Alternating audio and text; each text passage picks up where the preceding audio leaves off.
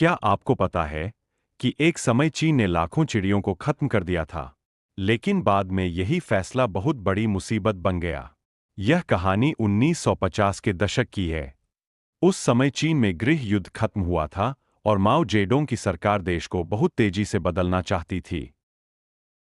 सरकार का सपना था कि चीन खेती और उद्योग में दुनिया की बड़ी ताकत बन जाए।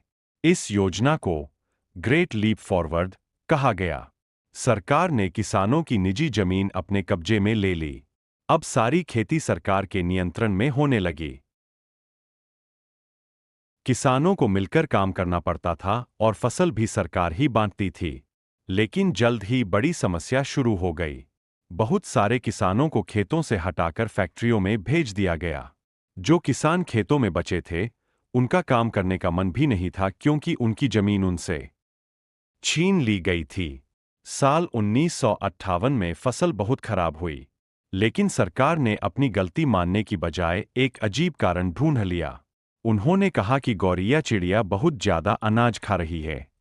फिर सरकार ने पूरे देश में गौरैया खत्म करने का आदेश दे दिया।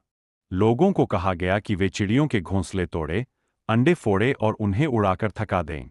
लोग बर्तन बजाते थे ताकि चिड़िया बैठ न सकें और थक कर गिर जाए। लाखों चिड़िया मार दी गईं। शुरुआत में लोगों को लगा कि अब ज्यादा अनाज बचेगा। लेकिन सरकार एक बहुत बड़ी बात भूल गई थी। गौरैया सिर्फ अनाज नहीं खाती थीं। वे टिड्डियों और फसल खराब करने वाले कीड़ों को भी खाती थीं। जब गौरैया लगभग खत्म हो गईं, तब टिड्डियों की संख्या बहुत तेजी से बढ़ गई।